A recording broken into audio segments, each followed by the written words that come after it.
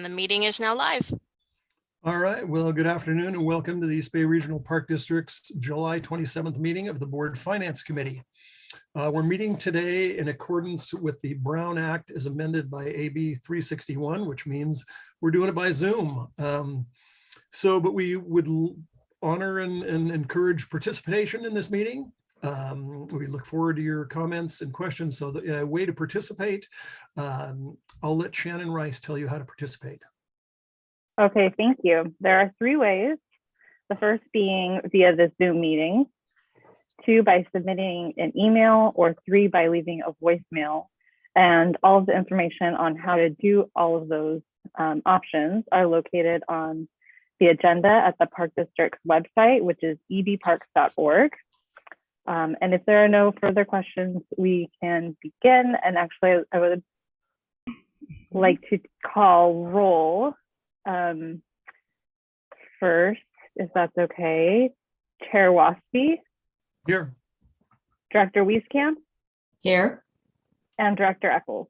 Here. And could Assistant General Manager Deborah Ocker introduce the Park District staff participating in this meeting? Yes, Shannon. I'm Deborah Ocker, the Assistant General Manager of Finance and Management Services. We have our General Counsel, Lynn Burgo, with us.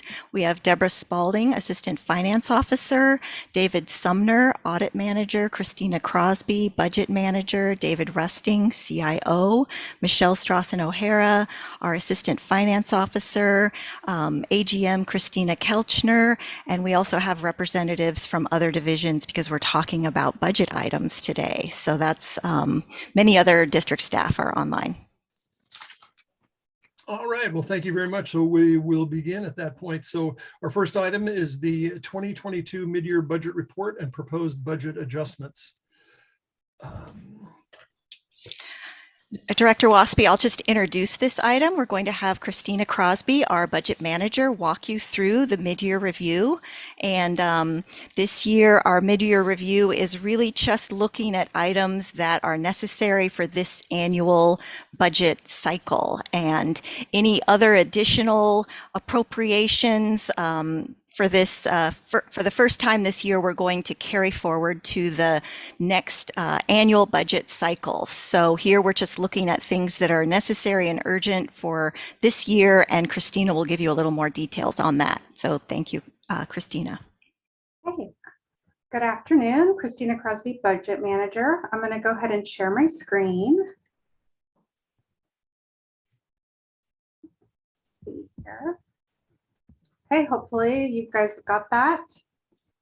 Fine. Perfect. So today I'm presenting item number 1 on the agenda, the mid-year budget.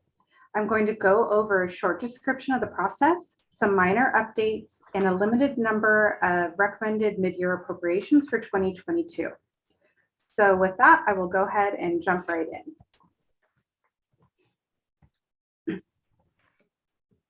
The overview of the mid-year budget process starts with an analysis of the current year revenue and expenditures against our initial projections to determine if any potential adjustments are warranted. After Finance's initial review, divisions submitted budget requests based on emergent need and available funding in their existing budgets for the general manager's consideration. And this year, to better align with best practices, this year's proposed mid-year appropriations only include items that are urgent and necessary prior to the next annual budget cycle for 2023. Thus, the appropriation requests before the Finance Committee today are significantly smaller and fewer in number than in the years past. The recommended appropriations today request total $3,268,400, which will come out of existing general fund balance.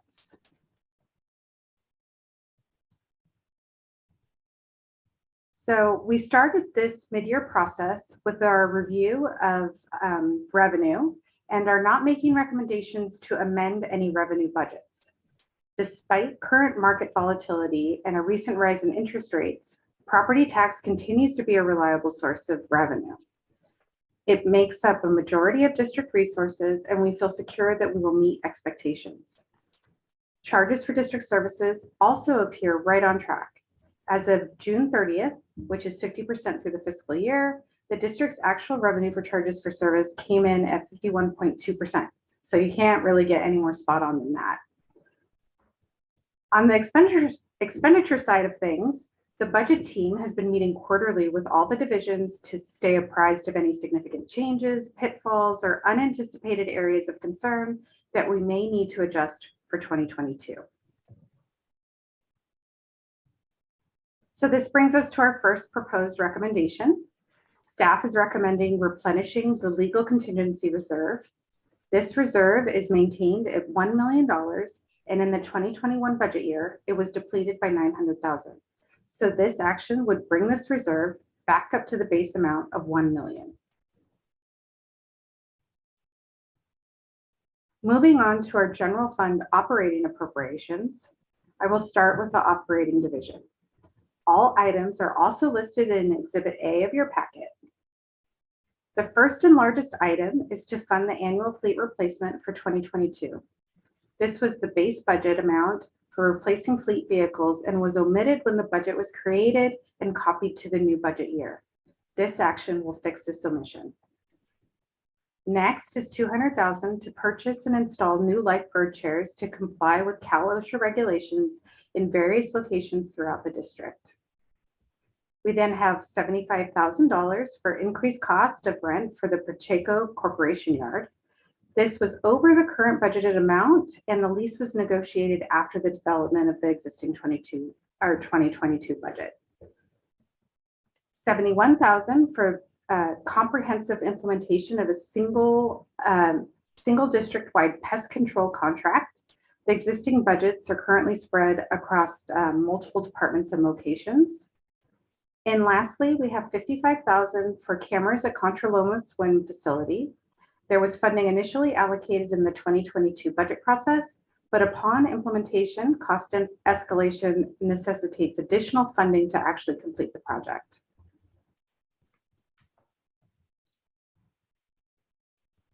Our next department is Human Resources. They have 3 items being recommended for mid-year funding. Firstly is unplanned executive recruitments, including police captain, AGM of Public Affairs, and Chief Information Officer in the first half of 2022. Second, we have $75,000 for consultants for administrative investigations. This includes unplanned costs associated with administrative investigations related to claims against HR policy. And lastly, $60,000 for consultants to finish scheduled projects and training related to updates in the interactive process and ADA management. Okay, the last department that we're going to talk about is Acquisition, Stewardship, and Development.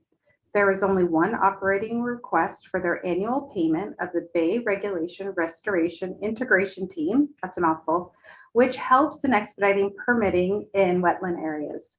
This is $75,000, and it is the 4th year of a 5-year agreement. And lastly, we are recommending one appropriation to project 538400 Bay Area Ridge Trail. This appropriation is $1 million, which the district received in legal settlement in April into the general fund. So while it is in general fund balance, it was received in relation to the work that is required related to Llama Lane. This is the only project that is requested funding during this mid-year process. So in summary, there was $15.5 million in excess fund balance at the end of 2021. We also received the $1 million related to Llama Lane, bringing our available funding for general fund appropriation to $16.5 million. At this time, the recommended appropriations are limited to replenishing the legal reserve at $900,000, $1,368,400 in operating costs between the 3 departments highlighted on the previous slides, and one project appropriation of $1 million. Total appropriations are $3,268,400, and this leaves $13,231,600 in excess fund balance that will be available for future one-time appropriations during the 2023 budget process, which is right around the corner for us. And with that, our requested action of the Finance Committee members is approval of the 2022 mid-year budget adjustments to the full board. And we do have staff here to answer any questions on the individual requests. So any board member comments, questions? Well, looks pretty straightforward. All right, Member Eccles. You're on mute, Elizabeth.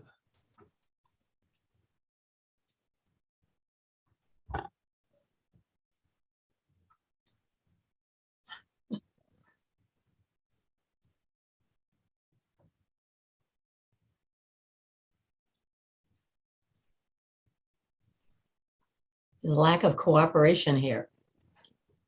Let me see if I can figure out how to unmute you, Dr. Eccles.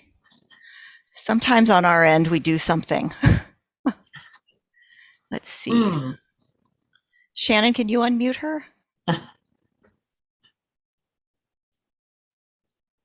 I am trying. I did select ask to unmute. Is anything popping up for you, Dr. Eccles? Usually there's, okay. It's very, very strange. This is not good. Maybe go off and come back in. Huh. That might be the easiest way. You want to try that? Okay. Let's go for easy. I'm sorry. Yeah, that's very strange because I'm trying to ask to unmute also. It's not allowing for that. I can't do it either. It's all part of the Zoom world, something new. Okay, okay. Good, Oh, here she is. Yay. Congratulations. good suggestion, Dr. Director Reeskamp. That That's all that right. is usually what I do, but Listen, I've been frustrated before, so I totally relate. in the moment I wasn't coming up with that rather straightforward idea. Anyway, so yes, so it all looked good. I agree with Director Wieskamp. It's very straightforward, and I think the requests are reasonable and appropriate. My only question is, so you had indicated, Christina, that the 13.2 million would then be rolled over into the 2023 process. What if there is some expenditure that's needed in the second half of the year that we're not yet aware of? Is there a process for possibly using some of that money in 2022 if we need it? Absolutely. There is always that opportunity when things come up that are unplanned for, which I think we can all acknowledge that happens. And they can always bring an item to the board and ask for a new appropriation independently if we need to. Got it. Okay. Thank you. Okay. Oh, Deborah? Director Waspy, I just wanted to also highlight what Christina mentioned of having these quarterly budget meetings.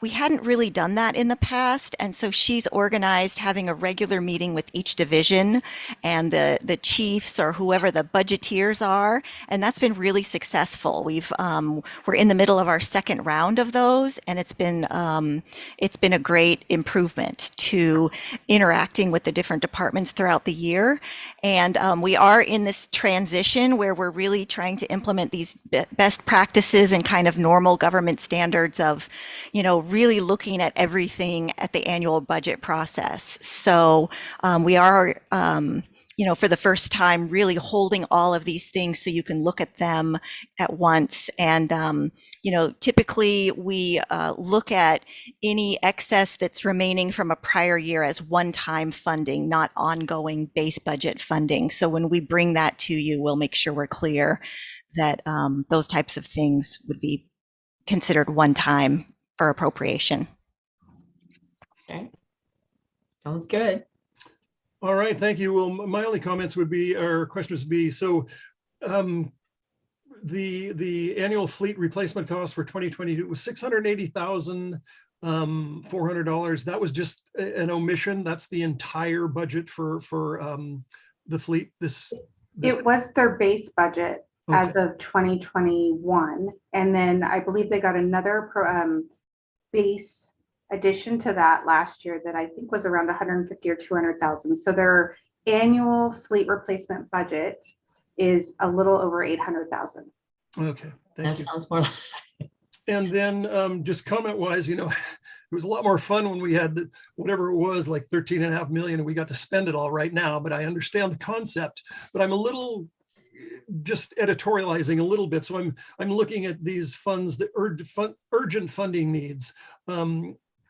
And how do I do this? Let me look around the board here to see if that person's here. No, but I'll quote one of our greatest critics in the Park District who speaks in public comment all the time. I'm looking at, so we're going to replace lifeguard chairs because that's urgent. I also think that the closing of Contra Loma because we couldn't fix it is urgent. I also think that taking care of the stuff that occurred at Lake Anza that we had to shut it for the year were urgent. Well, it probably couldn't be answered at a finance committee meeting, but I'm really interested in how we define urgent projects, because I have a lot of urgent projects that I think that we missed out on this year, which includes about 5 swim centers and finding water for Shadow Cliffs. I think that's worth the money, but that's just an editorial comment. And Director Waspy, the lifeguard chairs are a regulatory requirement, I believe, through Cal OSHA that we did not know about before. And the other items you speak of, I think, are on district work plans and are being looked at. And they're, I can look into those items and see. I believe there's funding that is appropriated in some of those areas, at least, that staff is able to do some work on. But we hear you. Great, thank you. So if there are no further comments for board members, staff, or members of the public commenting on this? Yes. Director Waspy, we do have a comment, a public comment from Meadow Darcy. Great. Welcome, Meadow. Good afternoon. It's Meadow Darcy. I'm the chief steward at AFSCME Local 2428. I just had a question on the 2021 available fund balance after audit of 15,500,000. Just wondering if there's any breakdown of where that comes from. Particularly, is this a result of salary savings? I would assume it's the majority of salary savings, but I don't know if you have any that percentage or that breakdown of what portion of this comes from the 4,000 series in salary. Thank you. I can take that question briefly. It's been reported out to the Finance Committee in a prior report, so you can get the details when we prepared the fourth quarter financial report for 2021, and there was a significant amount of salary and benefit savings, and I'll remind you that that was prior to us implementing any vacancy rate, which we did implement in this current budget. So the details are in that Finance Committee report.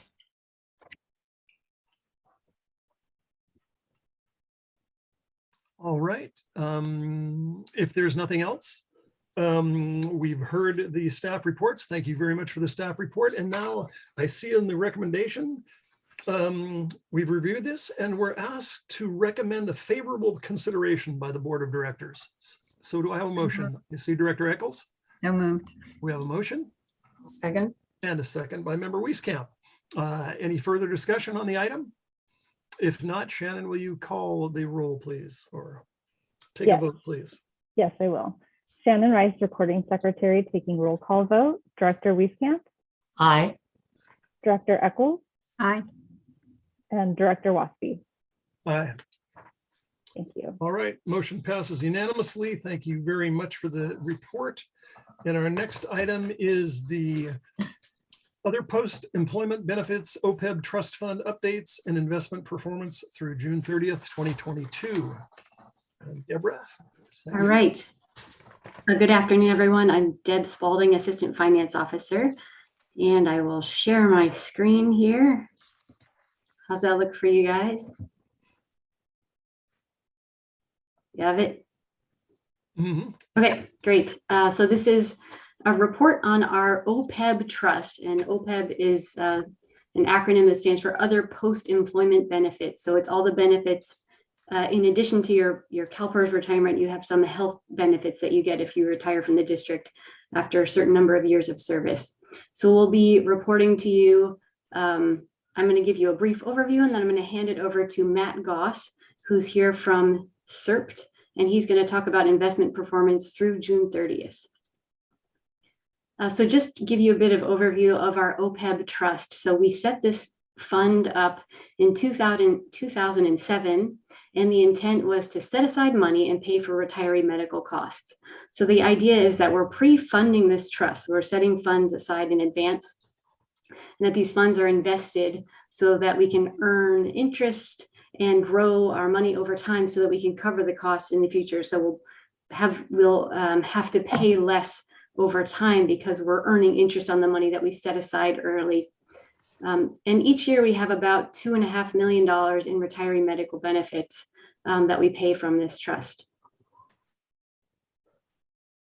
So in 2012, we contracted with CERPT to manage that Opeb Trust for us. And CERPT is actually a piece of CalPERS. So it's the California Employers Retiree Benefit Trust Fund. They offer 3 different investment strategies, and we have opted to be in strategy 1, which has both the highest expected return, but it also has the highest expected risk. So a lot of fluctuation can happen in our investment earnings. So you'll hear from Matt later. Our trust investment earnings from the time we started with CERPT through June 30th was $27.4 million, which is wonderful. So that's money that we earned that we did not have to put in ourselves. However, to get you a sense of the volatility, so last year when Matt was here, our earnings at that time were $39.1 million. So we've actually lost quite a bit of money, and it really all happened in the first half of this year.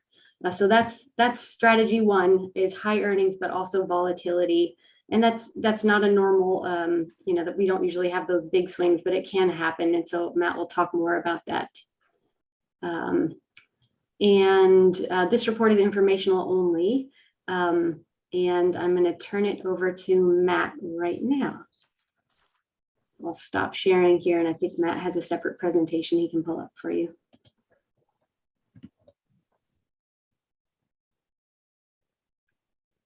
Thank you, Deb. I appreciate it. Can everybody hear me clearly? Yes. Yep. Okay, I'm going to go ahead and share my screen now. And you'll see yourselves temporarily, maybe to the side, some of you.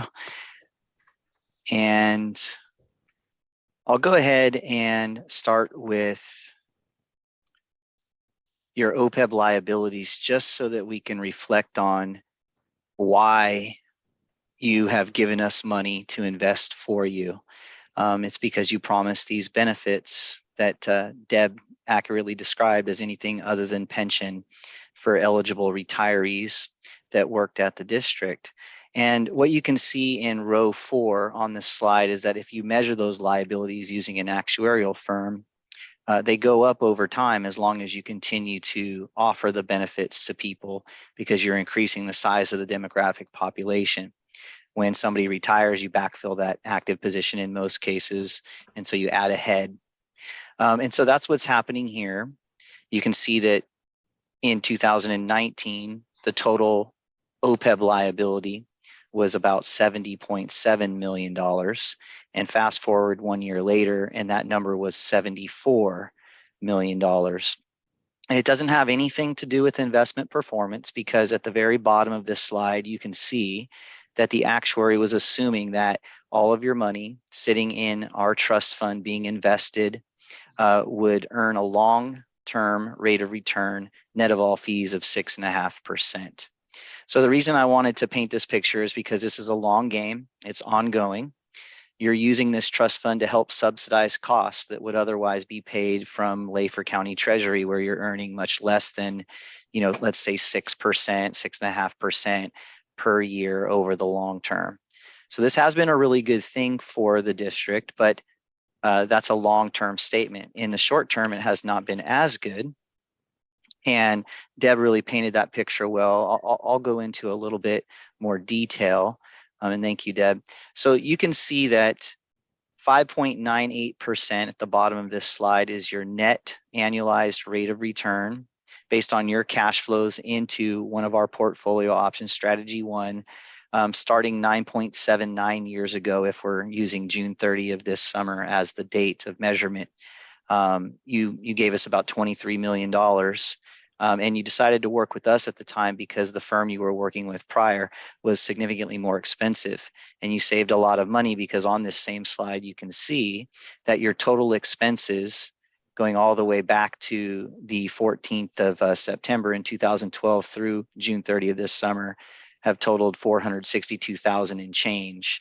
And at this point, we've helped you, partnering with you, to earn over $27.4 million. The good news is that while the unit values that you hold are worth less right now, today, than they were on January 1st of 2022, you still have the units. And so when those inevitably do go back up and recover, you will have more money without having put any more of your own money into this portfolio that we manage. Now, that's not a certainty. It's not a guarantee like an annuity or something like that. But what it is a mathematical probability of significance. Let me go ahead and show you what you've done year by year here, because again, this goes back to the 2012-13 fiscal year. And what this slide does a good job of, if you look at the far right, those two columns, in the very far column, it tracks your cumulative net rate of return based on your inception to date, ending at June 30 of these given fiscal years. I understand that the district's fiscal year ends on December 31, but nonetheless, ours does on June 30, so we use that measurement date. You can see that it fluctuates, 12.44% early on, then it starts reverting to a mean at the end of 2018. It's right around 7%, which is the horsepower of what that investment vehicle was designed to do at that time. And then now down to, just below 6%, whereas in the year before, just over 9%. So you can get some significant volatility, even in a number like that, because the period is relatively short. It's less than a decade. You'll see less volatility in that far right column after 20 years, and even less after 30 years, because you just keep on adding the number of years and they really stabilize that mean and the ability to diverge from it. If you look at the column just to the left of that, those are the individual fiscal year returns. So those are 365-day periods. This is important to pay attention to, is because it supports a statement Deb made, which is that, in any given year, there can be significant volatility. And these numbers just paint that picture really clearly and support her statement. And I would echo her statement. And so you've decided to pick a portfolio that has that kind of set of characteristics, but that actually long-term will be the least expensive option for the district. It's just a less comfortable ride when you're traveling from A to Z long-term. So you can see the fluctuations there. Now, I want to talk about the way we invest the money and how that changes over time, if that's okay. But before I do, were there any questions on the information that I just provided? Any questions, comments? That's fine. No. Okay, so what I'll do then, and if there are, please jump in and interrupt me. I'm happy to respond. I want to start here on slide number 6, if you're following along in the agenda packet, okay? We look at different periods at CalPERS, and we take our capital market assumptions based on the asset classes that are being utilized to invest your money, and we'll look at periods that are more short-term, like the next 5 years, or a lot longer term than that, like the next 20 years. And we'll even look further than that by taking the back 15 years of that 20-year period, which you see here in row 2, which is titled Projected Compound Return, years 6 through 20. And what you can see here, if we were to compare this to the prior capital market assumptions that we put into effect back in 2018, is that the expected rates of return have come down at a very similar level of risk exposure that you were being exposed to prior. So the actuary was using, for example, for strategy 1, a discount rate of 6.5%. And here on this slide, you can see that it's 6%, or if you look at the back end 15 years, it's 6.3%. And the actual level of risk exposure here goes up by about 25 basis points or so, or 0.25%. So basically, you have to take on slightly more risk in the world as we know it today, as compared to 4 years ago, for a lower rate of return by about 0.5%. And that's just kind of the environment that we're in when we use these balanced portfolios that are comprised primarily of stocks and bonds. And so you can see that here. And so that's why I wanted to go to 6 before 5. So I'm back on slide 5, and I wanted you to see for strategy 1, the way the money gets allocated across these asset classes. Now, in the agenda item for this, there was also some discussion about the other options that are at your disposal that are free of charge to change to at any time. And you can see those to the right of strategy 1 in the form of strategies 2 and 3 respectively. So the bottom line here is, if you're uncomfortable moving forward with how the money is being invested, you can always change that. And that's an option that's available to you. Your staff would communicate that to our team, and we would execute that based on a timeline that works for you. And of course, we can deliver upon, but we can do that pretty quickly, and we do it for clients from time to time when they believe it's more appropriate to be doing something slightly differently for their OPEB plan as it's evolved. So you can see what we're doing there.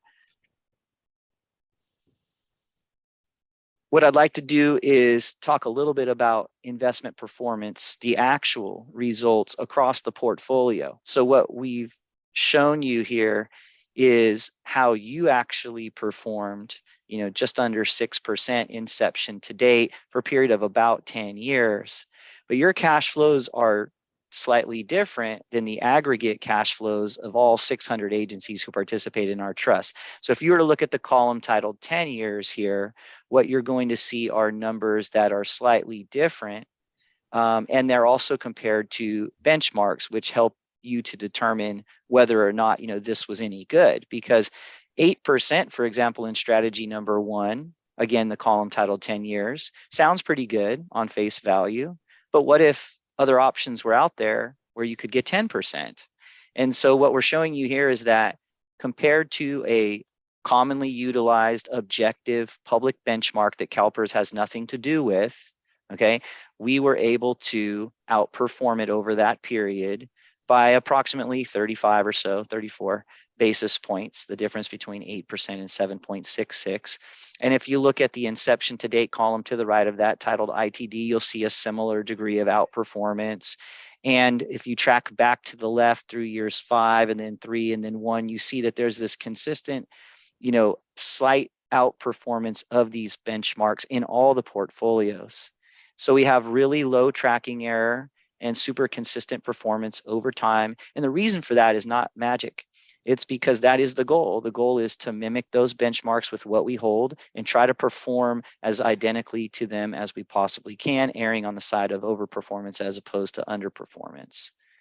And that's what we've delivered upon on behalf of the district. And you passed us that baton of investment fiduciary responsibility, and we took that very seriously and continue to do so. And this is where we find ourselves today. So let me just pause and review. I've given you a snapshot of what we've been able to achieve working together inception to date so far. I've tried to share with you some information on what you might be able to expect moving forward for the next 4 years, with the knowledge that we don't just set it and forget it.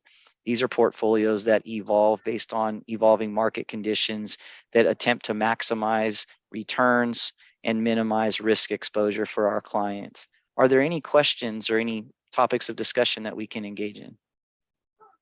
Board members, any questions, comments? Deborah Rocker, go ahead. I just wanted to make note and ask Matt a question.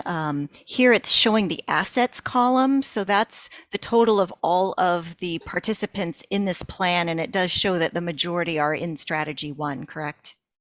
Yeah, that's true. Strategy 1. Yeah. Yeah, and that's the reason why there's a lot more money in strategy 1, is because there's a lot more employers in strategy 1. And the story is actually a little bit more detailed than that. When we first opened for business in 2007, we only had that strategy.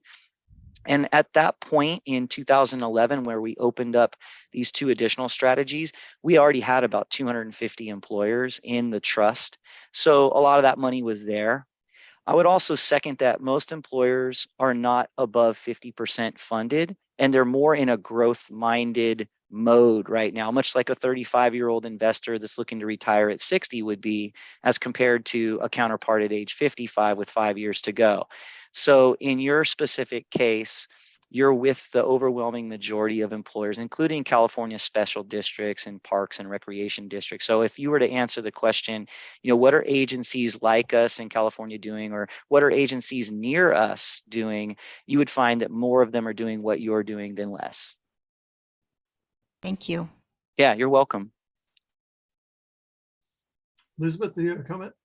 Yeah, I do. So, I think, for me, when you're looking at long-term investment, I like the idea of more volatility, but higher return, because usually, as you said, it nets out over the long term, and, long term might be 20, 30 years. But here, the strategy 2, which I assume is less volatile and less, supposed to be less returns. After 10 years, it's ahead of where, oh, wait, hold on. No, I take No, that. you have it right. You're looking at the ITD column. If you go back to the ITD column just to the right of 10 years, your point is valid. Right. Okay. Right. So I see. Yes. And ITD. So right. So ITD in one case is going to be just over 10 years since it is set. Okay. So maybe that's why it ends up that way, because that is just over 10 years. And then the other one is 2007.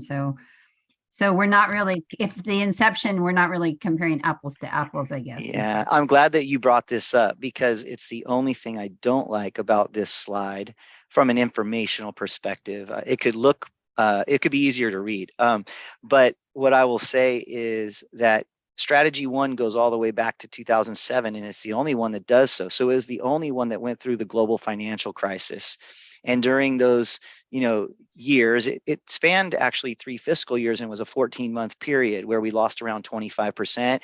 Those other 2 strategies, numbers 2 and 3, were not exposed to those market conditions. So when they started, they were in that recovery period that was almost a 10-year, pretty solid run. And they have enough equity and fixed income within them to actually have, gotten most of the lift and none of the sink. They all went through, the coronavirus short-term blip and then recovered from that. But then they all also went through the problems that we've had since January of this year, where unfortunately there weren't many asset classes in which to hide based on what we invest in within the SERP, right?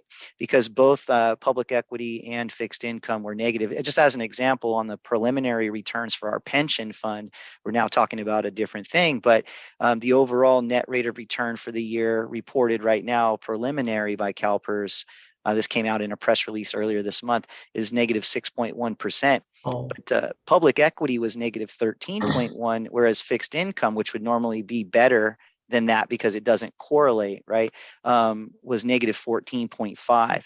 So if you have a 60-40 or a 50-50 portfolio during a time like that, where long-term it's actually going to play out well for you, you just, again, didn't have anywhere to hide and you took punches on both sides.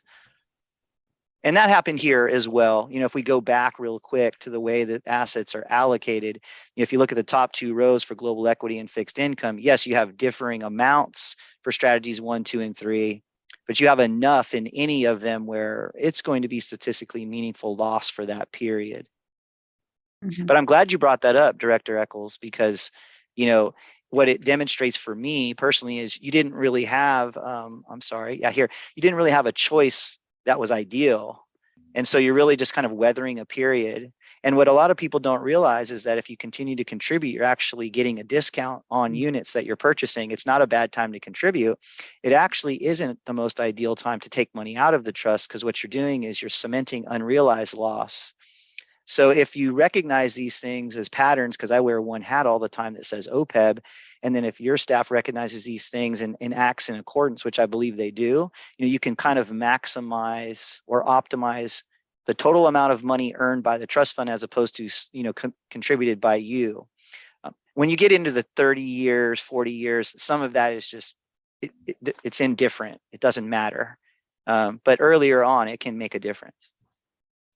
Got it. Okay. Thank you. You're very welcome. let me just see if there was anything else that I thought was important and cover that, and then open it up again with. Matt, can I interrupt you? Yes, sir, Dennis. You asked everybody questions of me, and I'm going to lose this because I've lost most of it already.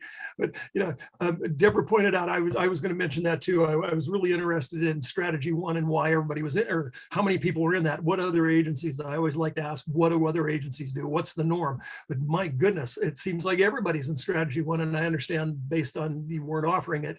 But my question is, I guess, if you're a doom and gloomer and you've seen what's happened in the first 6 months, and you said at any time we can pull out or move to strategy 2 or 3, are you finding other agencies doing that? No, they 6 months, or everybody's holding the course because it is a long-term deal. Yeah. So there's 2 responses to that. They both kind of are in the same category of support for why they stay. So most agencies do not change because of losses to unit values during down markets. They understand that markets will fluctuate and there's going to be volatility, and that the worst time to actually make that strategy change is probably when your unit values are down, because it's actually strategy 1 that gives you the most favorable opportunity to rebound with the greatest amount of significance when the markets do come back, right? Because it's usually the global equity asset class that actually comes most roaring back in as compared to the others. So they do stick around. And I think that's probably the first point that I'd like to make. The second point is that I think most are going to stay in strategy 1 because they offer a benefit structure that's like yours, in that the plan is open. It is open to people who might be hired next week or next month or next year, and they have to be financed, just like my children who may not yet be born, but might be born in the future, who might want to go to college, will have to be financed like my 2 that are here right now are being financed. So because of those open plans being the overwhelming majority of the scenarios, 90+% of plans out there are open. People want strategy 1 because it's the least expensive option for them to help finance these expensive and volatile benefits. So those 2 things combined are why they don't move. Maybe the third thing is policy. Some of these agencies now are more sophisticated than they were in 2005, and they have written policy and they don't want to deviate from policy, but that's less common, maybe 25% of the time at the most. And larger agencies, more sophisticated like you, are the ones who might do that more so than a smaller town or a very small special district, for example. And then a follow-up, or unless Deborah, did you have something to add? I'm sorry, I just saw your hand. I didn't want to interrupt. I just wanted to say that I agreed, and that we have also a retirement plan that's a closed fund, and that is one that the district does have a policy to have a less volatile investment lineup, because we're not adding new amounts. That plan is closed, and so we want to keep that a little bit less volatile. So just wanted to let you know that we do use both strategies. Here in Opeb, where it's ongoing, we have the long-term strategy with growth, and then in other things, we do a more conservative strategy. Okay, and so one more, and I probably shouldn't go here, but you had mentioned, I think the concept of dollar cost averaging, the fact that we're low now, but we still contribute, means we're buying low. Conversely, I don't know if I'm going the right direction here, but we give out approximately 2.4, or we take 2.4 million out of the fund every year to pay our Opeb benefits. Would it, oh God, I haven't thought this one through. Strategy wise, we don't have to take anything out because we'd be selling low, essentially. I mean, and we're talking about a $13.5 million surplus that we're carrying into the next year. I mean, it's kind of convoluted and a lot of work and kind of weird maybe, but is that a strategy, you guys in finance, to say with that 13.5 million, because we're so low or we're doing so poorly, we take 2.4 million out of our contingency, keep it in anticipation of not selling low? And does that make any sense? Yes, Director Waspy. I will say when we talk to our investment advisors, they always tell us don't try to time the market. But Yeah, at some the of the guys same use this, time, yeah. it is worth looking at something when there is a significant market shift. We can absolutely look at something like that. We do have many strategies to reduce our long-term liabilities related to pension types of benefits. And for instance, we just paid down the annual PERS contribution for our regular retirement plan and saved $491,000. So we are looking at strategies like that. We can look at that, but it's not something that I think the district is jumping back and forth in our policies and procedures. Like Matt mentioned, there are policies that are out there that drive how we do things without trying to time the market. Okay, thanks. Yeah. Oh, go ahead, Elizabeth. Yeah, just to add on, I definitely think the district should not be trying to time the market. We don't know that we're at the bottom. I mean, there's a lot of uncertainty out there. So, yeah, I mean, I think it's smart to be aware of these things and certainly not, take any money out right now because, as Matt said, you're going to be locking in your losses. But I wouldn't be eager to put in a whole lot of new money either. So. Yeah, what I would like to add, and when you look at columns 2 and 3 on this slide here that are titled Contributions and Disbursements, you are really doing a very good job, and it's pretty granular from a transactional perspective. Let me put this in perspective. You make about 24 contributions a year. So far in the current calendar year, 2022, you've made 15 contributions. So you're dollar cost averaging the money in for sure. Now, when you take it out, you take out less than you put in. So what's happening is the money that comes in is being exposed to market conditions. And if you looked at one 365-day period like the current one, you might be cementing a little bit of loss on the way out.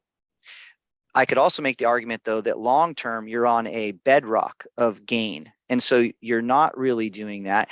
But there are going to be more years than not when you're actually ahead of schedule and that unit values are worth more 6 months into it than they were when you bought them. And so when you take them out, you are taking out gains as well. They're just more like probably Lake County Treasury or some very conservative investment, maybe a 20-year AA tax exempt municipal bond type of return at that point. So in a year like this, if the policy guided staff to just leave the money in and not take out should they not need it because there was a surplus, that might be a line item to add. But if you just look at how you're administering this cash flow, it's really good. It's one of the better models that you'll see out there. And it's in part because you have a great team, but we've also been talking with that team, 2 or 3 times a year, every year, and meeting with you and fine tuning. And I think they've done that. And as we've all learned more, including myself, about OPEB and how to administer it, I think they've gotten really good. And just the data that I'm looking at in a database to my right here, while I look at the slide here, it's something that you all should be really proud of. Yeah, we are. Thanks. So one more question, and I hope this is pretty. So you had mentioned overall of the 10 years or close to 10 years we've been with you, the overall rate has been 5.98% profit. Yeah, and what's interesting about that, Dennis, may I call you Dennis? Is that okay? Please. Okay, so that's as of June 30, but if you just fast forward to yesterday's date as of market close, let me go to that. So as of 7/27, so I believe that's we updated that today, but it would be market close yesterday. Your rate of return is now 6.27%.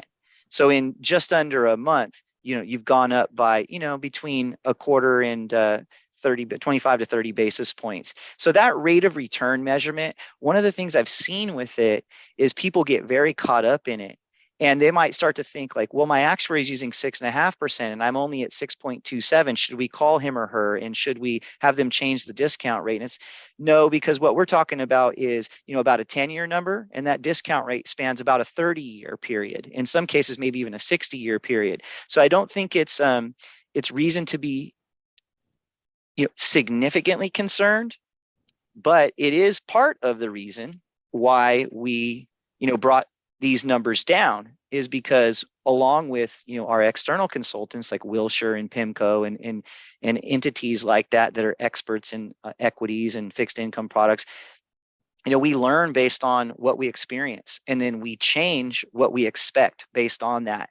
And so part of the product that you bought into is the economic machine, the investment machine that CalPERS is, and the resources and economies of scale they have to kind of recognize what's not going to happen moving forward and what's more likely to happen, and then kind of replace that with a portfolio that makes more sense today than it did, 4 years ago. And so we're doing that as well on your behalf for all, one low cost, which, just to point out, continues to be the same despite that investment performance that is not as fun to talk about today as it was a year ago. You can see that we're in our 9th consecutive year now of charging the same 10 basis points of assets under management. So you'll probably pay less in the 22-23 fiscal year than you did last year. The reason for that is because your asset balance is lower, and when you apply the same cost methodology to it, you end up paying less.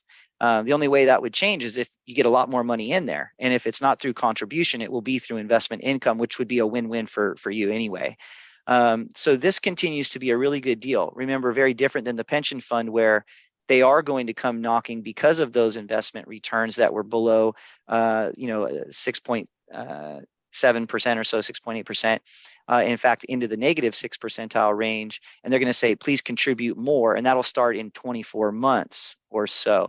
That won't happen here.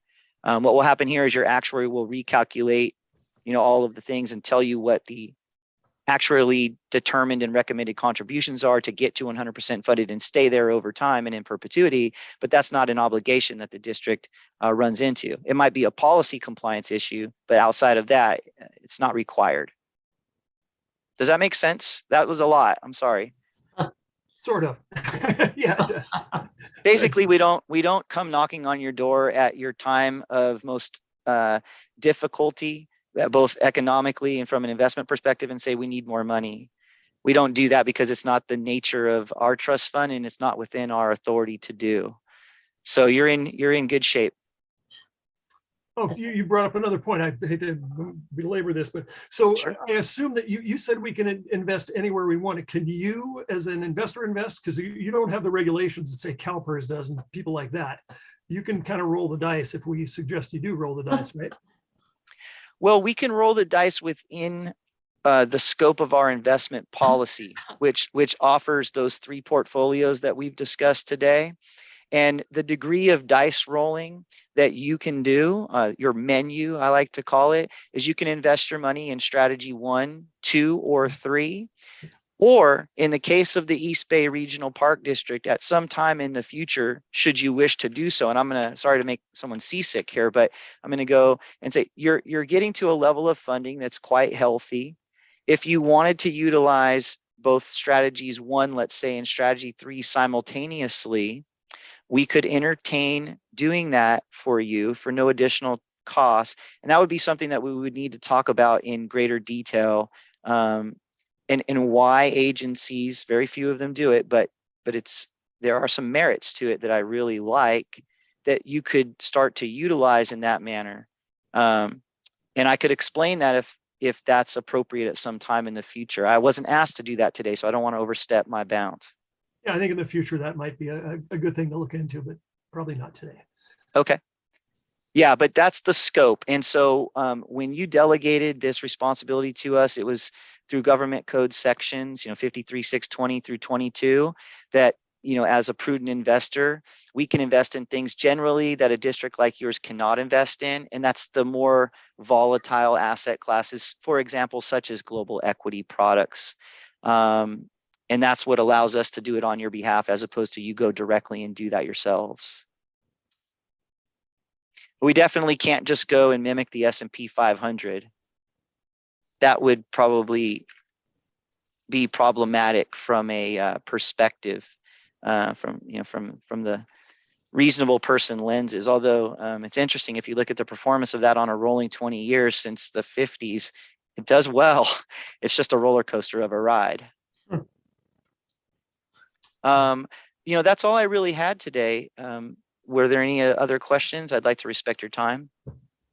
Any questions, comments from board members or staff or public comments?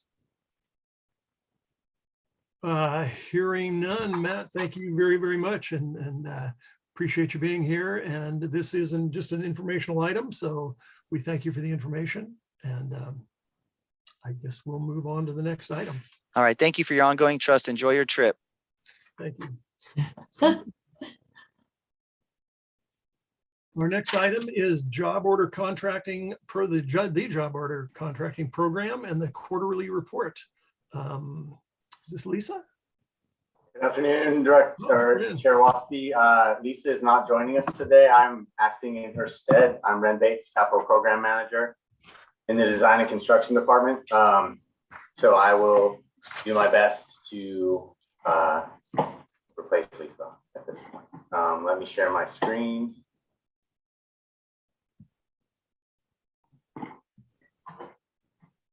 Hopefully you can see this.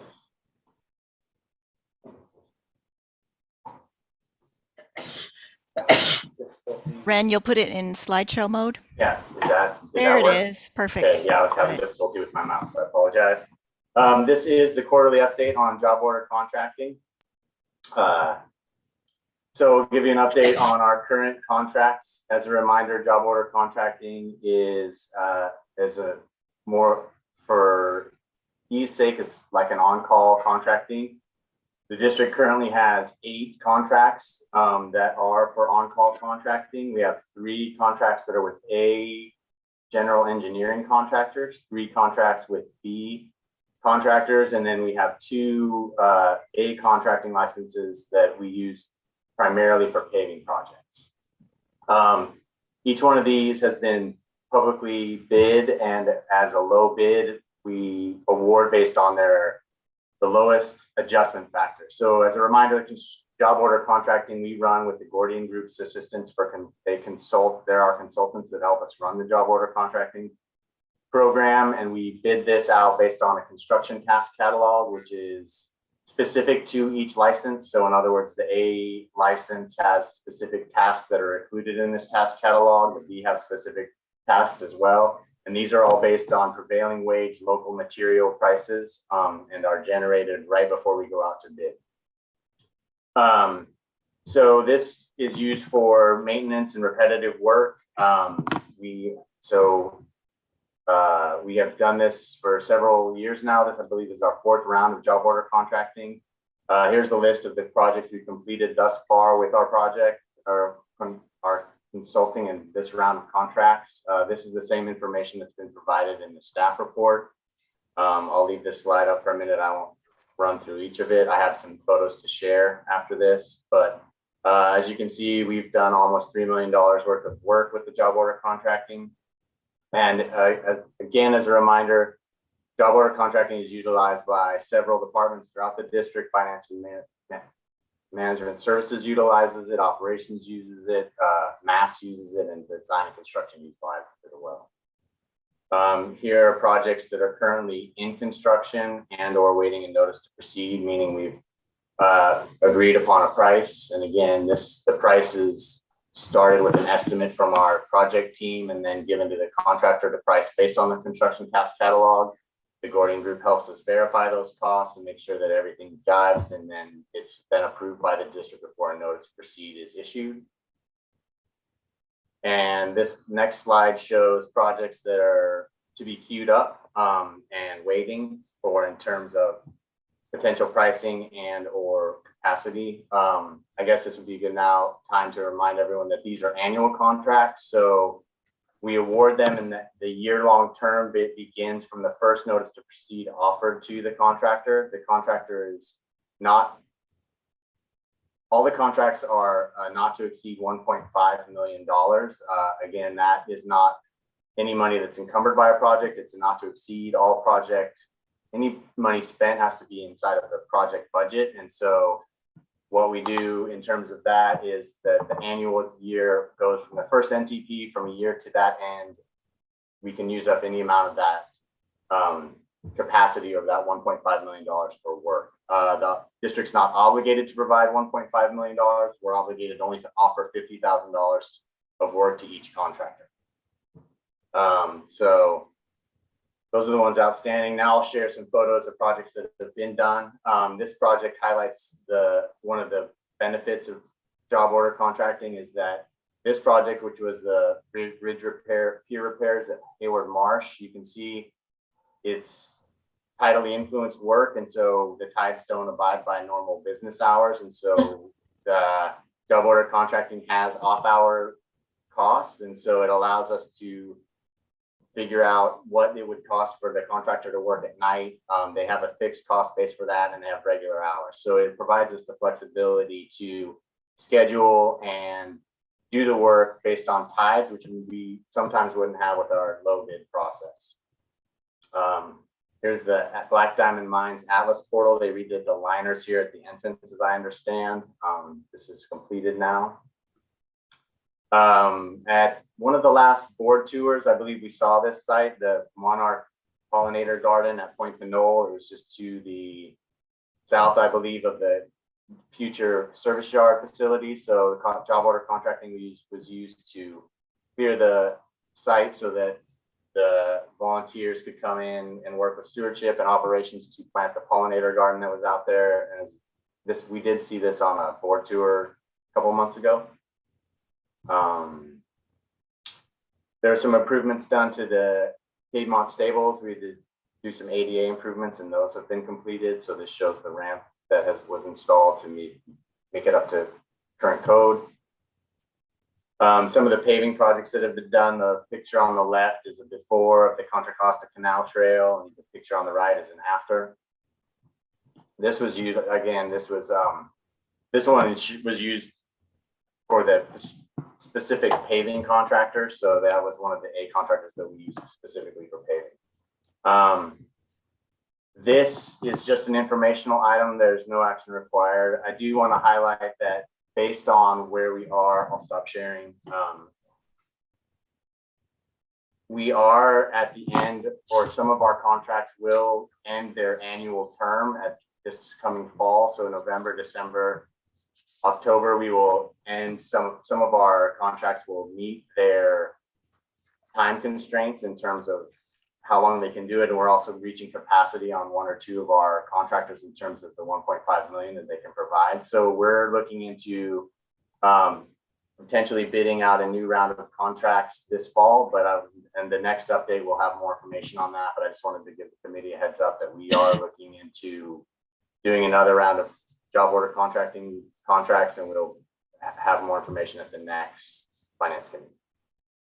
With that, that concludes my presentation. I'm happy to field any questions if there are any. Any questions or comments from board members?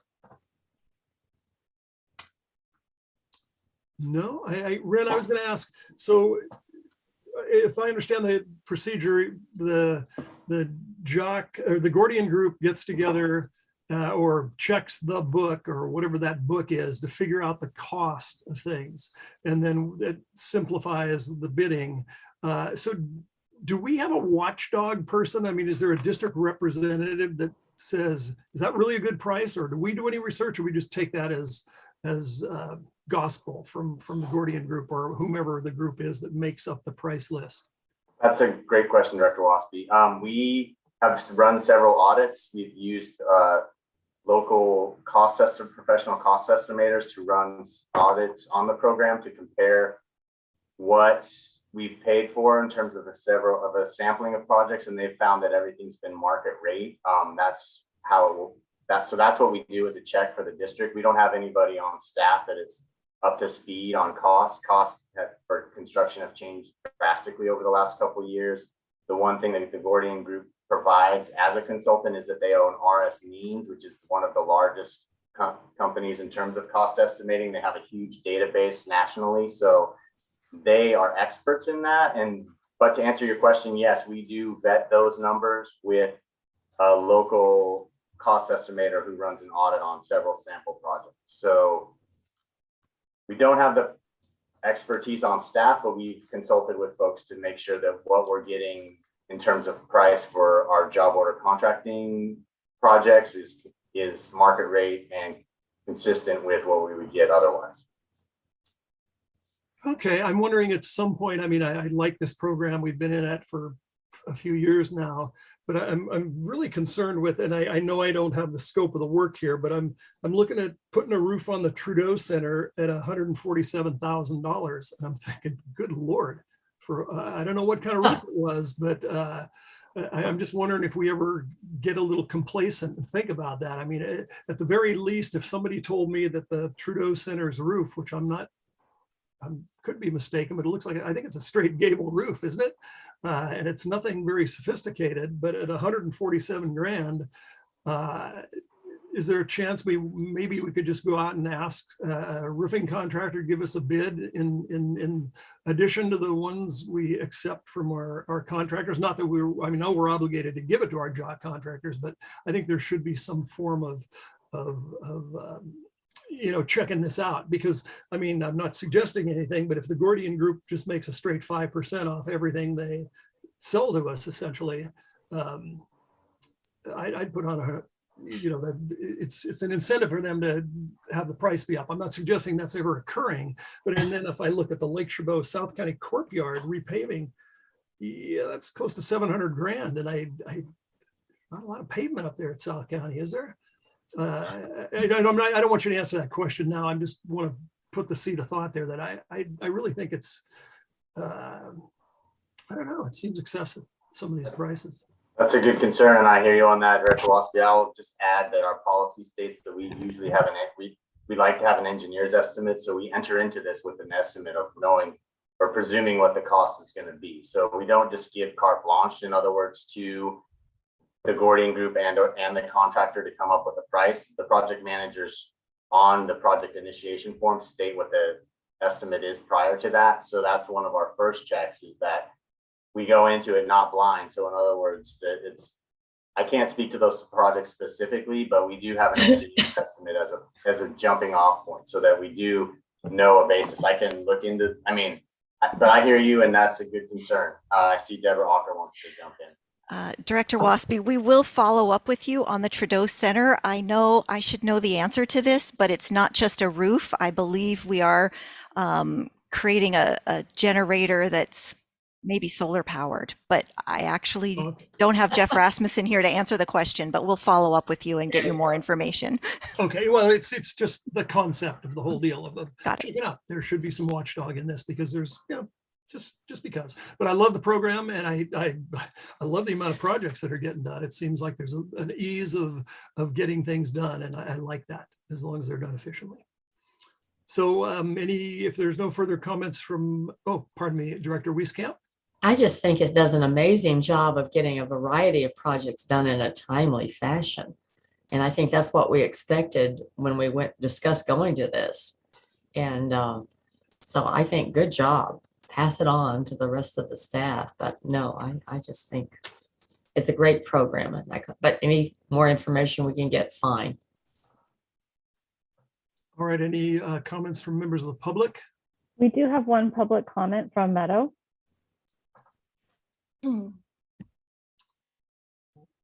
Hello, Director Waspy and the rest of the directors. My name is Meadow Darcy, and I am the Chief Steward for AFSCME Local 2428.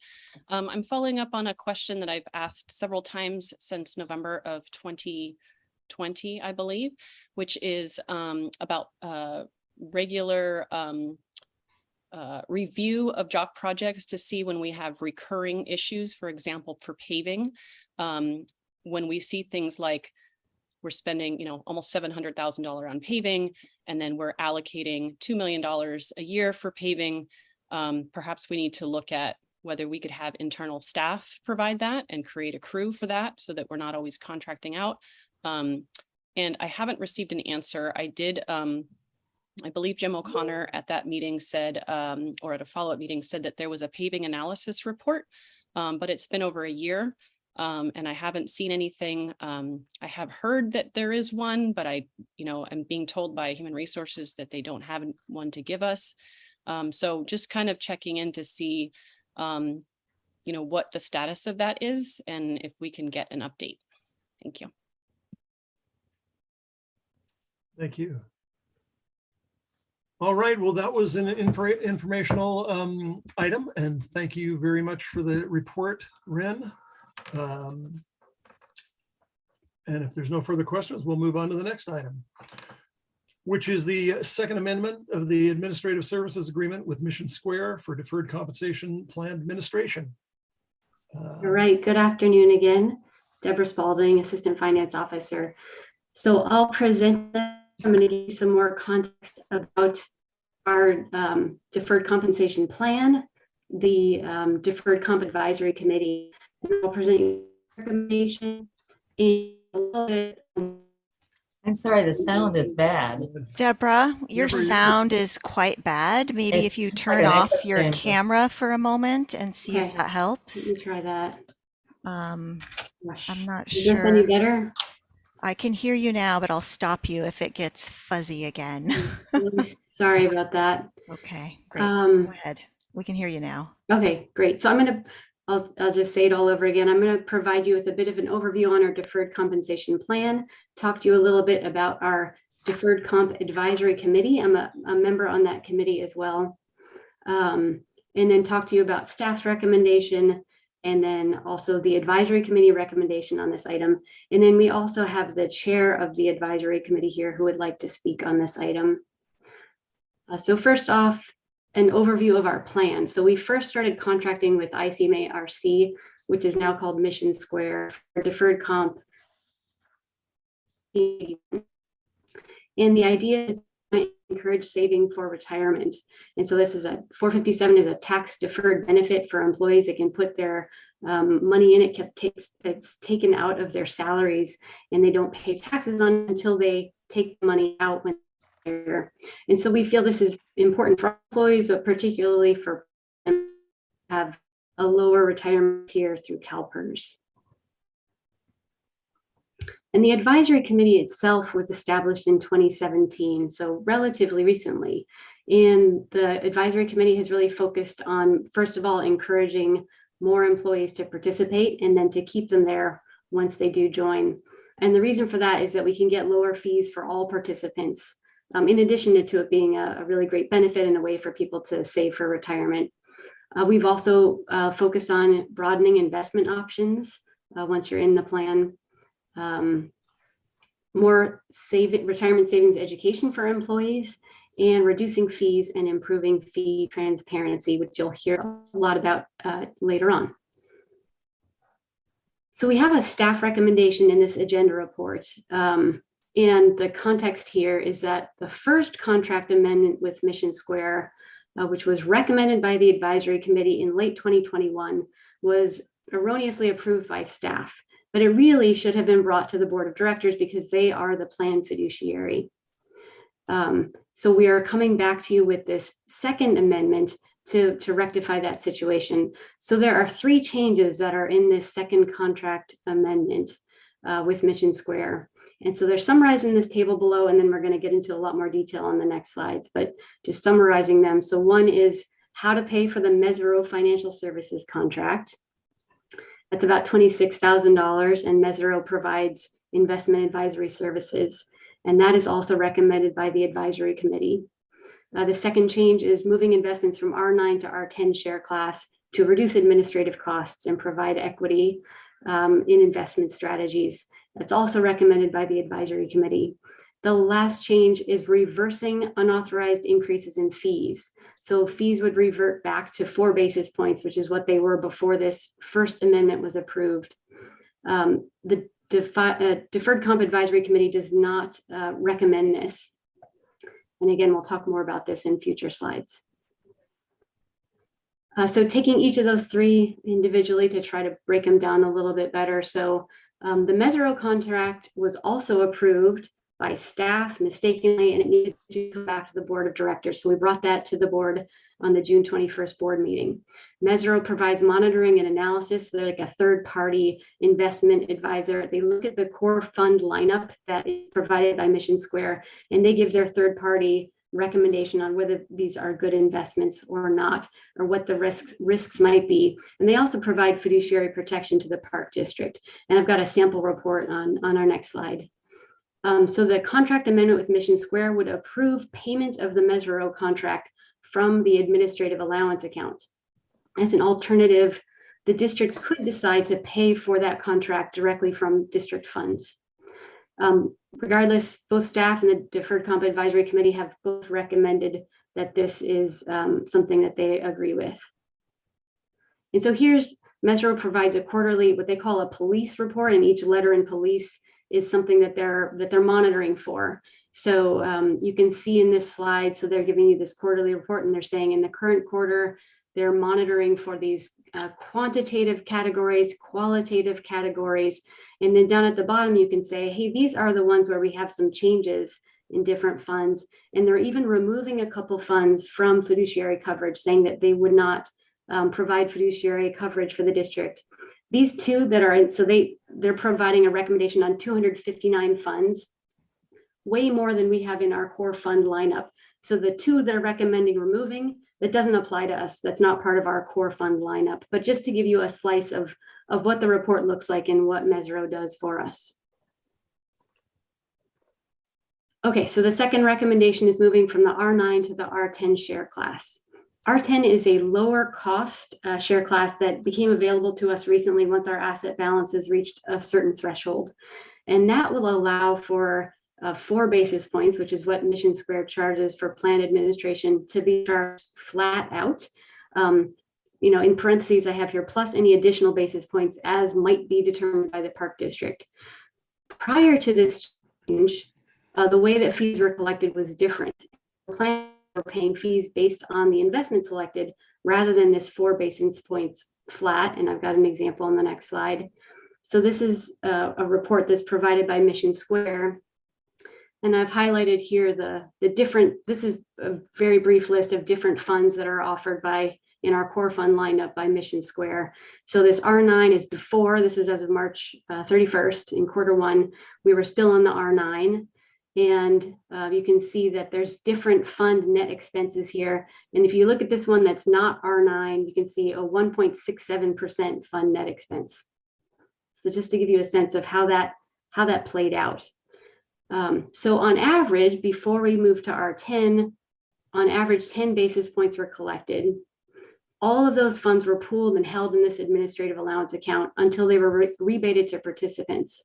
The rebate was done in November of each year, but it was done based on how much you had in your account at that time, rather than based on what fees you paid. So if you were in some investment that had higher fees, you might have paid more in fees.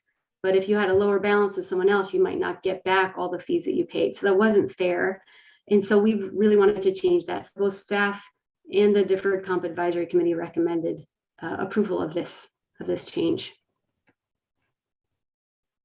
The third recommendation is reversing the unauthorized increase in participant fees back to 4 basis points. So management is recommending that this should be rolled back. The fees that were collected above the 4 basis points previously were really due to the peculiarities of how Mission Square in the R9 share class works.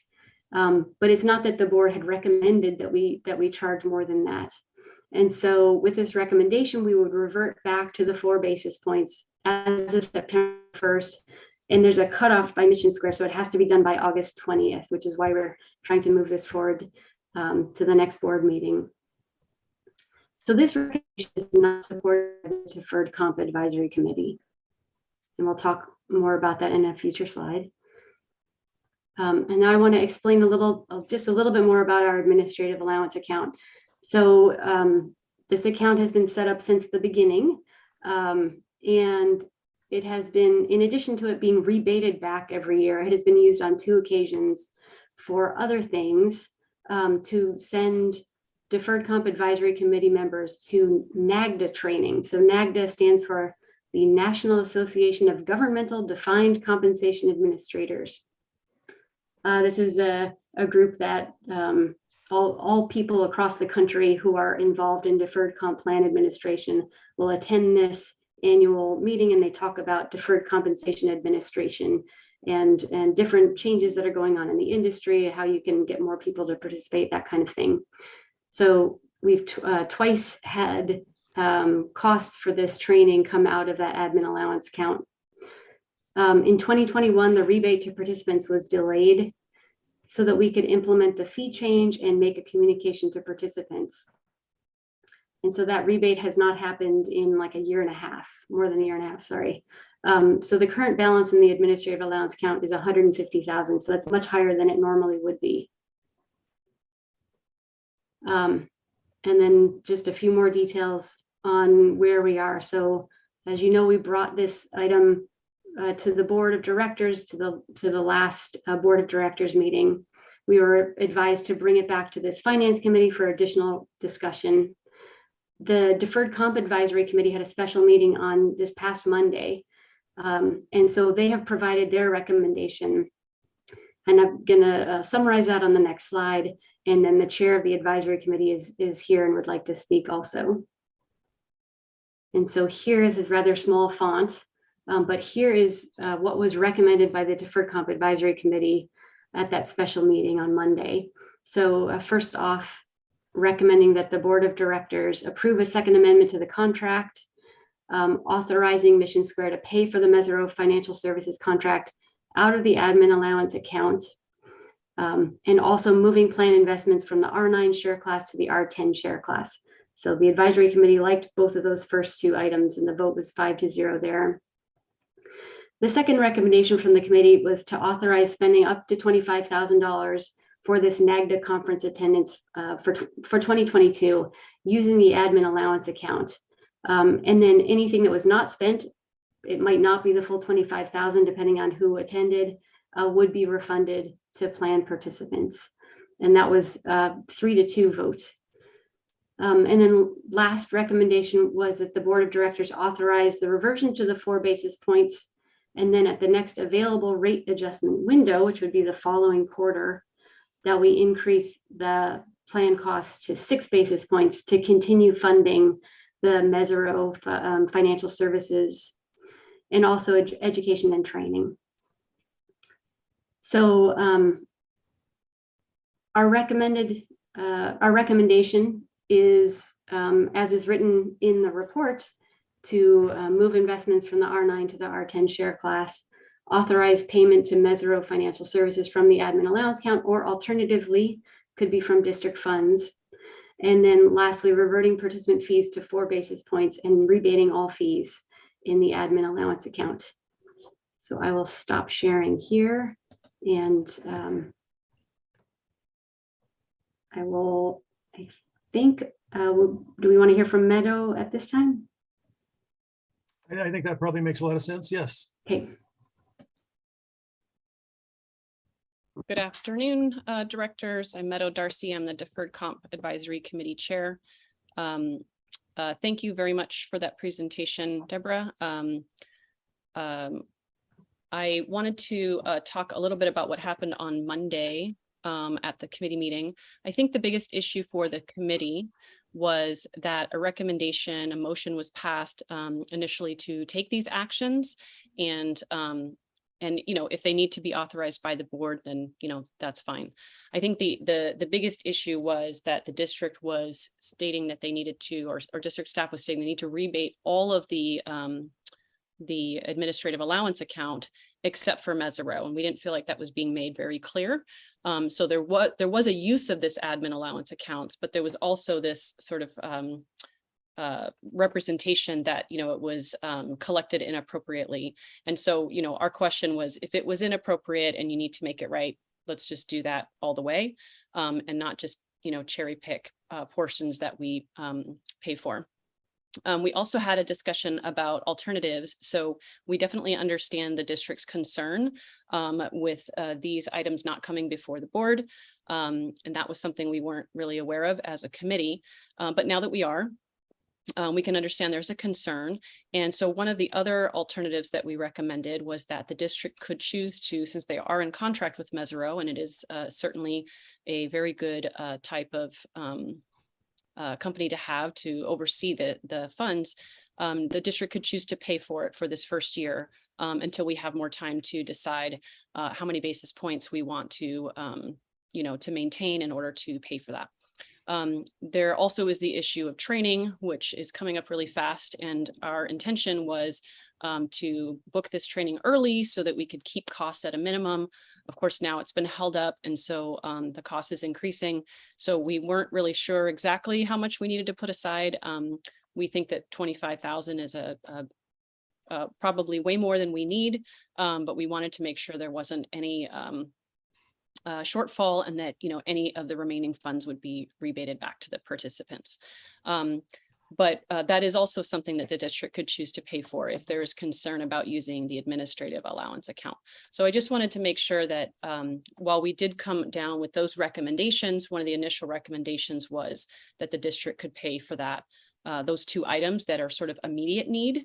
And then we could have more time to invite the directors to the advisory committee meeting while we discuss these things, and they can get a better understanding of the basis points. It also provides an opportunity for the board of directors perhaps to attend the NAGDA conference in September, and then they could get more educated on this whole process. So I just wanted to put that forward to make sure that there was a clear understanding of the kind of things that we were wrestling with. And we feel like we're really trying to make sure that the district feels comfortable moving forward, but that there's also these two immediate needs that are met. And I'm happy to answer any questions that the board members have that you have. So I'm here if you need me. Thank you. Questions, comments of Meadow? Okay, well, let's get to the meat of this whole thing. Do any board members have any questions about the district's presentation and their proposal or their recommendation, pardon me? And I guess if we want, we could go one proposal at a time. Seems reasonable. Director Eccles. Well, I'm happy to, I was just going to jump in, but I'm happy to go one proposal at a time if that's the preference. Whatever is whatever people feel comfortable with. Sounds fine. Okay. So I'm sorry, Director, we skip fine to just jump for me just to jump in. Is that what you're saying, or would you prefer to go one at a time? You don't care. Okay. I don't care. Okay. Well, I'll just give my comments and then we can do it one at a time. So yeah. So I have listened closely to all of the comments and also reviewed all of the documents and had a number of conversations about this. And so where I'm at is I do think that the better course of action is to rebate all of what's currently in the account, because the agreement with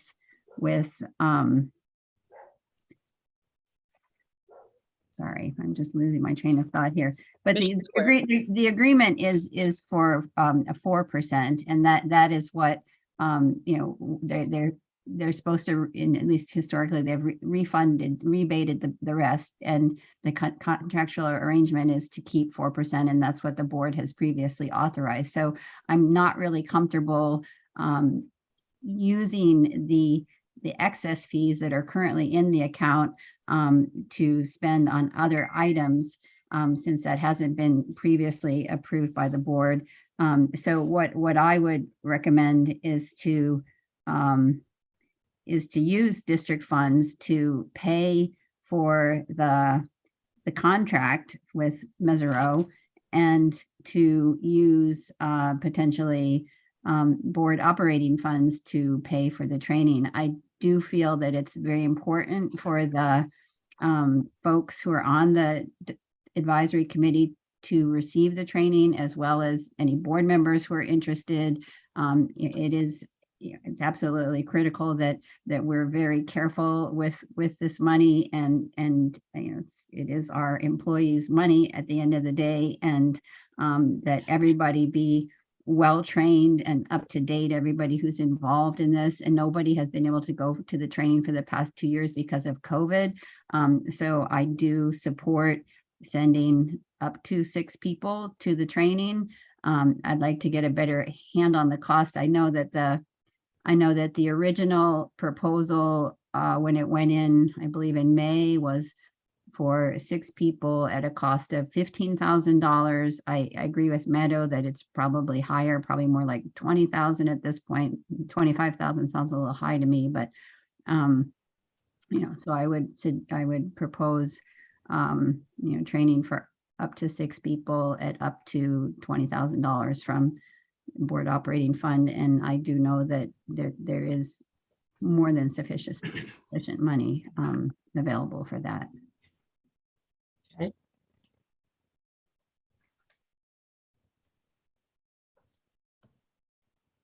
Anyone else? That would be a summation. I think another number of things. I will.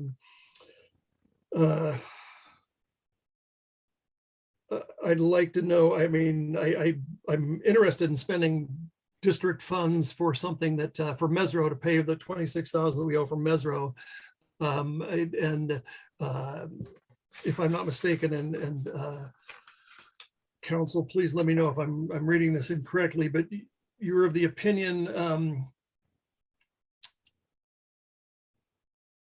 that we could use participant fees to pay for this for Mesro, right?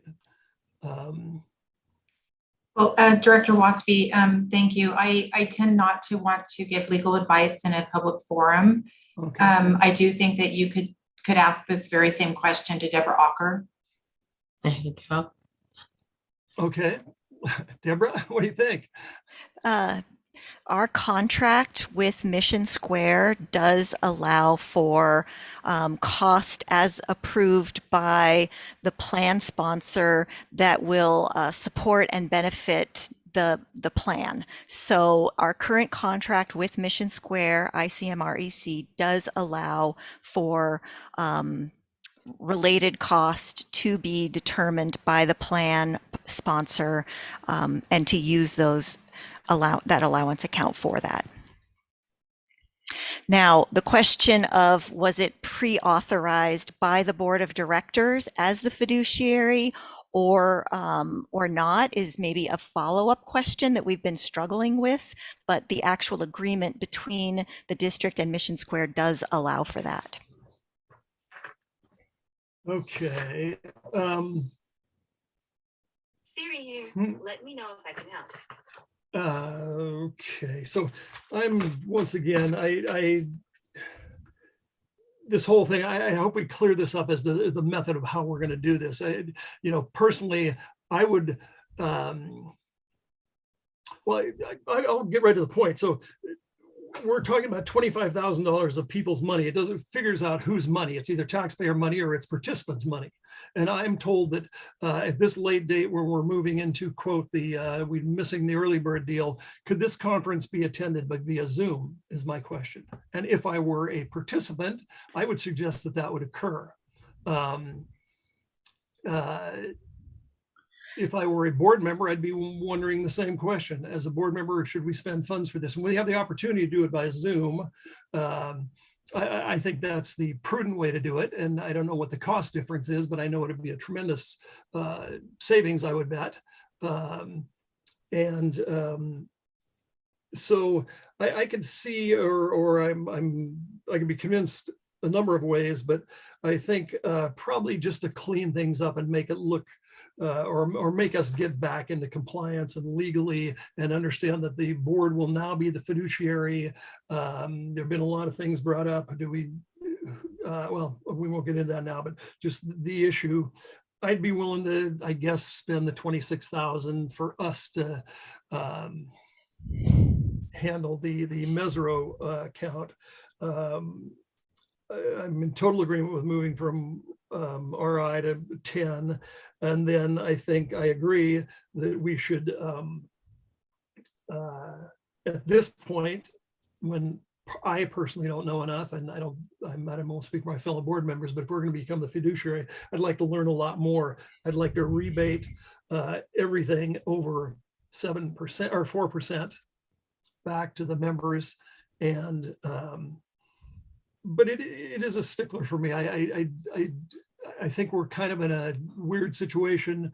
I would like to poll you know, I think we really need to communicate, or somebody needs to communicate with our participants. And I don't know that it's there. We're continually told it's our program, it's not your money, but now it's becoming our money. So I don't get that part, but I can be convinced. But until we learn what's really going to go down and how it's going to happen, I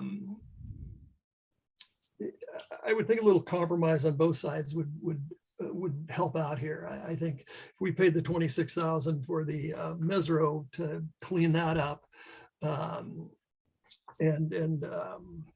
well, I would look for a Zoom meeting attendance at this, and I would attend because I think it'll be valuable information. And then I think we really got to poll the people that are concerned here. I mean, the participants, and that was another question I had. How many participants are there from the district? Do you have that number? Let's see. I know we have that number, but maybe not on the tip of our tongue. So we will have to get back to you on that. Is it hundreds or thousands or? I think it's around 1,000. Meadow, do you happen to remember? I can look right now while we're. Yeah, I want to say maybe 800 sounds like Okay. I remember. But essentially we have 1,000, over 1,000 employees. And then of those who participate, not everybody does, but it was some, and then I think now with the auto enroll, those numbers are going higher every day. Yeah, and I'm thinking because we have retirees who are still retirees. part of the plan. So in addition to the active participants.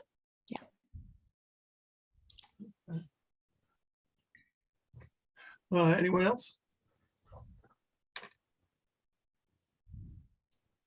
Director Wieskamp. I think we need to clean it up. Do that. Just agree that it should go back to them. As for the seminar or whatever, I agree that knowledge is power for not only the participants, but for us. Perhaps giving the participants a choice of which way to go, but let's find some money elsewhere. We've got the proper funds, and I trust Deborah could tell us that, to pay for this. And you could even add something that you don't go to this every year. If you want to say this is sort of every other or something, to make a little, that it's not going to be just done without good purpose, because now everybody seems to feel it would be worthwhile for the participants in this committee to go and learn more. And I certainly think that's worthy. Individual choice, I'm not going, I'm not one of them, but I guess I'm in the circumstances that I think Zoom is marvelous for lots of good reasons. And after listening to Dennis's possibilities of changing plane flights and so on, that's another thing that maybe is still going to be going on in August. I don't know. What does everybody else think? We can come up with funds for this, I'm sure, some other way. I like giving it back. Everything. That's my stand. I just wanted, I realized I hadn't really addressed all of the different elements of this. So I did also want to say that, yes, I mean, I think I already said, yes, rebate the money, everything over the 4% that we owe Mission Square and then pay for our contractual obligation to Mesero and also the training. And I also wanted to say, to Ann's point, absolutely. I mean, the only reason why I'm suggesting 6 people this time is because nobody has gone for the last few years. So we have a little bit of catch up to do. But no, I don't see this as a yearly thing by any means, but I think because we haven't been in a while and not that many people have been trained, I think only 2 people have actually gone in the past, that, that there is a knowledge pool that needs to be built up here, and it's important. And it does seem that people who've taken the training, actually including Colin, who did some online training, found it very valuable. So I definitely support spending district funds to pay for the training. And it looks like Meadow wants to talk, so I'll let her talk about that. But I guess, I think I like Dennis's idea about the Zoom, but the problem with the Zoom is that you don't get that networking and you don't get to talk to your colleagues at other organizations around the country. You don't get to talk to the speakers and ask your specific questions that you weren't able to ask during the presentations. And so, there is a benefit beyond Zoom, and maybe we give people the option of doing Zoom or travel, or so maybe not everyone wants to travel. I wouldn't want to travel right now, but I think this is manageable, but I won't say any more. I'll let the chair respond, the advisory chair, if that's okay with the chair of this committee. No, go ahead, Meadow. Did you want to speak? Pardon me, I'm writing notes. That's okay. I just wanted to wait for you to acknowledge me.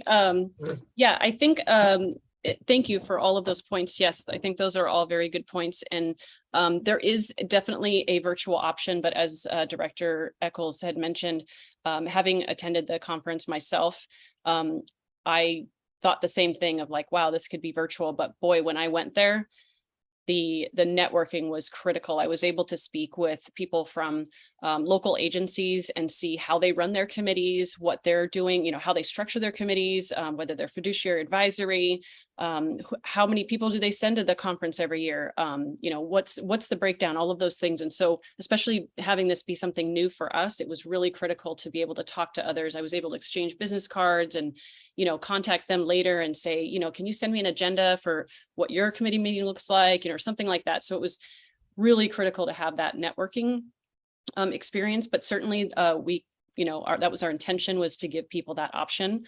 Should they not want to travel, they can certainly attend by Zoom. And I would recommend that for the board members as well. So and just to be clear, the 25,000 was, we knew it was way more than it was actually, we would actually spend. We just kind of had this sort of not to exceed amount, but it wasn't necessarily that was going to be the cost. I think we estimated it to be about $15,000 or so for 6 people. And that was assuming everybody wanted to go in person and not virtual. So there was definitely more there that we could consider.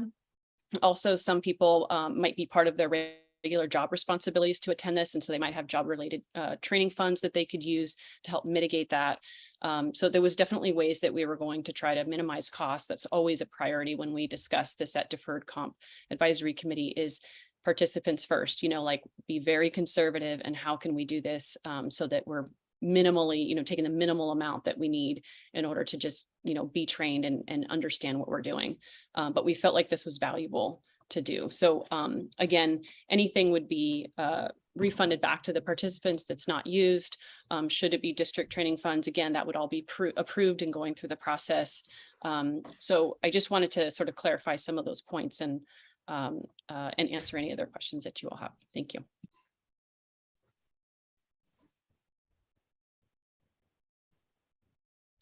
Okay. Are we prepared for a motion, or do we have any public comments on this? I think Deb Spalding has her hand up, Director Waspy. I just had an answer for your question. There are 1,059 participants who have balances in the 457 plan right now. All right, thank you. Mm-hmm.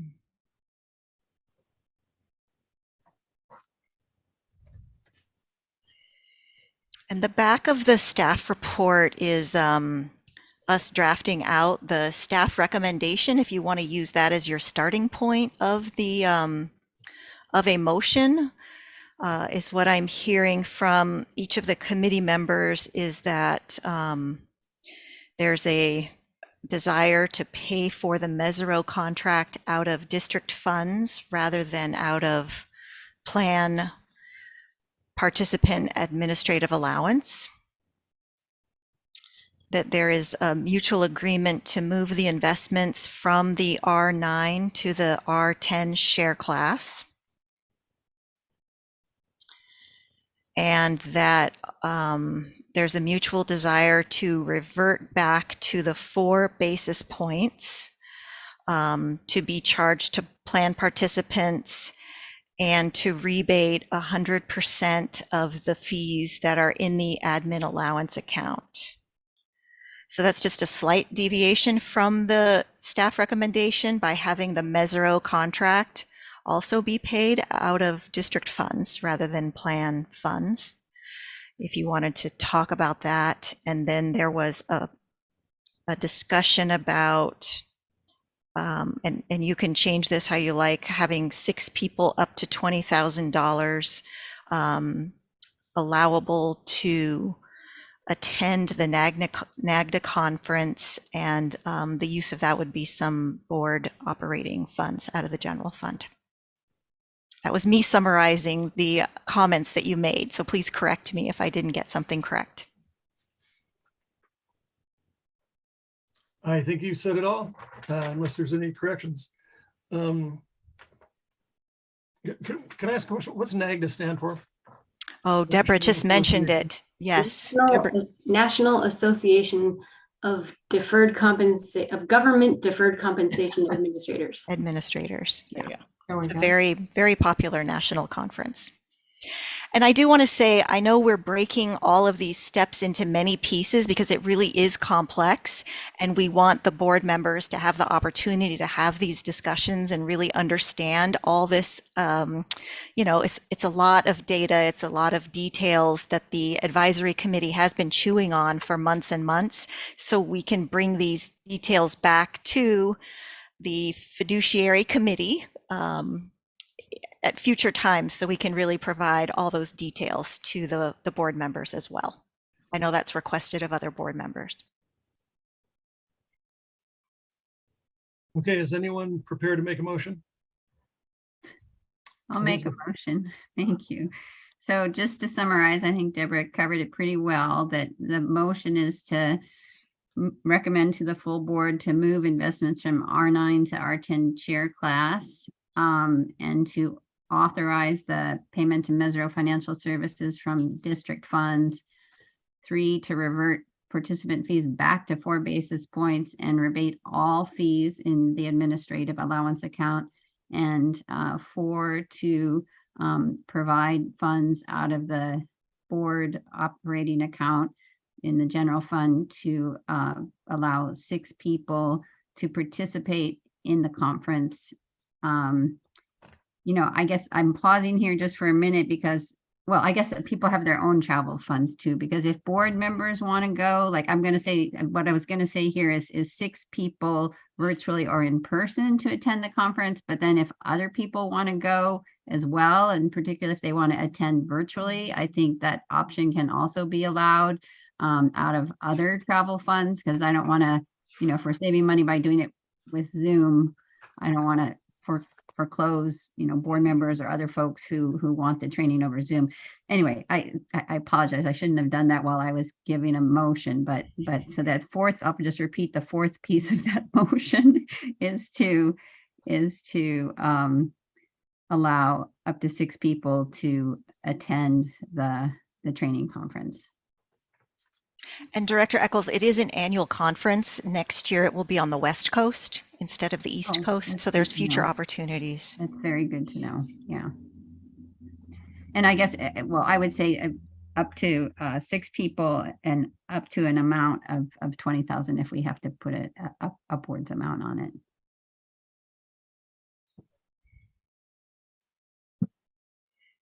I'll second.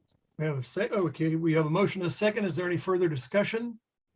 Thanks, staff, for going through such a complicated time, because that, I think that's part of how this happened. And I think you did a good job of trying to inform us on a very complicated issue. So thank you.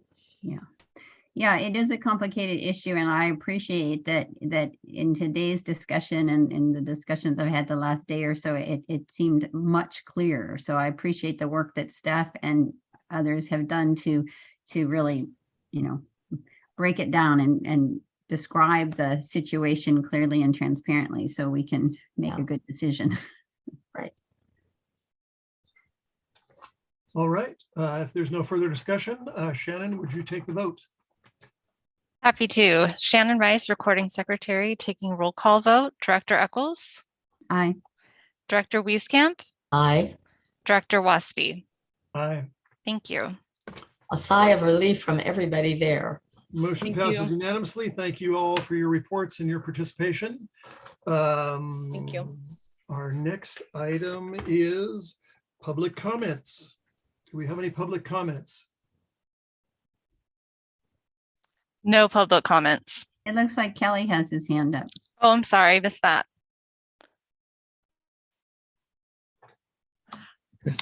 Thank you.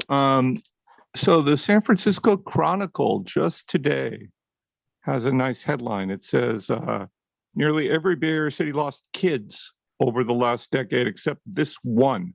Here's why. They go down a list of like many cities in the Bay Area and neighborhoods. And every single one is losing a percentage of young children. But one actually gained in percentage of young children, and that's Dublin. And the city city manager told the Chronicle that what we have seen is families are attracted to Dublin because it is a safe community with master plan developments and a robust park system and trails. And why is that important? Well, if you look at the city of Pleasanton right next door, they have council meetings where their residents line up and slam the developers who want to build a new trail for free. They don't want that. And then they have other people in the same meeting, other residents, stand up and complain that their regional arroyo trails are they're like in disrepair. They're falling apart, and they want the Zone 7 and the city of Pleasanton to get out there and fix the trails so they don't fall off their bicycles and trip over the potholes and break their arms, or bad things are happening over there in Pleasanton. They even write their complaints are very well documented on the websites of the local agencies like Zone 7, like the video of the council meeting in Pleasanton. So yeah, you see a big difference here. The Park District, I guess it takes this stuff for granted. You saw a few cracks on the pavement of that that canal trail in Contra Costa County earlier this meeting. But this stuff is important. This is what people need, is these trails. And you can't have trails, all falling apart, and cities ignoring these trails. It's got to spend money on this stuff, and it's got to be, in good repair, safe, so people don't break their heads or anything. And Dublin, I guess, is happy with their trails, and that's why their children they're getting more children. It's other things too. They have a huge amount of new housing construction going on. But that's a good thing for children, I guess. Thank you. Thank you, Kelly. Any other public comments? Seeing no hands. Our next item is committee comments. Any comments from committee members? Have a good trip, Dennis. Oh, thank you very much. And I guess my comment would be, I mentioned at the meeting, could the finance committee at some point get some type of update? I don't know what the update would be other than the bad news we hear, but there's CalPERS losses of 59 billion this just this half year or last year or whatever. But I wonder if there's any, if they offer any solace or offer any strategies, or has Beacon suggested anything to us at this point, or just should we just, I don't know. Director Waspy, we can bring an item forward probably in September or soon after that can address that. Yes. Great. Thank you. So anything for the good of the order from board members, public, staff? Thank you all very much for a great meeting, and thank you all for your great reports. Have a great weekend, I guess, or whatever. No, it's only Wednesday. It's only Wednesday. Okay, well. I mean, you're ready to go, I can tell.